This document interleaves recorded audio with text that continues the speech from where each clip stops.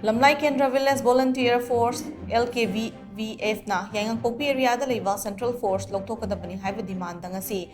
Imphal Ukhrul Lambida Bandh Kouribasi Sougatpidanaba Lamlai ACK MLA case Ibomcha na appeal Tourakli Hiramasi matang da MLA case Ibomcha na hai Sana Savi Tourakli YAINGANGPOKPI Santi Khongban amadi Sabung Khokhunogi Khunja singda Kuki Kulai Paiba singna tatana nongmai kap Tourakli ba asi tingnanaba Tourakli amasung uyok chinggi mathakta state force ki outpost ani sananaba ngasidagi thabak horagani wapam asi matam kuinadagi khunja singna taknaduna lakibani outpost ani asi ngasidagi saba haunaba mari leinaba khulsingi authority maina paibi madi club singa yanaba purakre marak asida LKVVF na mari leinaba khunja sing amata khangalamdra YAINGANGPOKPI area da LEIBA Central Force LOUTHOKKADABANI haiba demanda ngasidagi Imphal Ukhrul Lambi thingmagi khongjang changsinggani hariba asi laibak thibani ngarang asi YAINGANGPOKPI club ki sanglenda khunja sing yauna famkiba mifam amana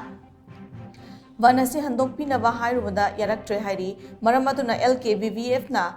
KOURIBA vanasi khunja ayambana saugalaroi madugi mahut lengangna paikhalakliba khongthang asida oina saugalagani haibigi thajaba pirakle maramaduna LKVVF na KOURIBA vanasi handokpiyo haina MLA case Ibomcha na makhatana appeal Tourakli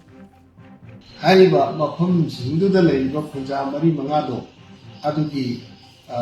khungi authority sing club ki mera pabi ayamana hayingi bansida saugalaroi koi saugaloi adugi mahutta sarkarna lakhulaiba moina nahandagi demand tawdana lakwa moigi uyok singdugi mathakta moina heng nongmai kappa ibudo adugi jaga duda moigi state force yawba combined force ki ani hangdo ani hayeng thabak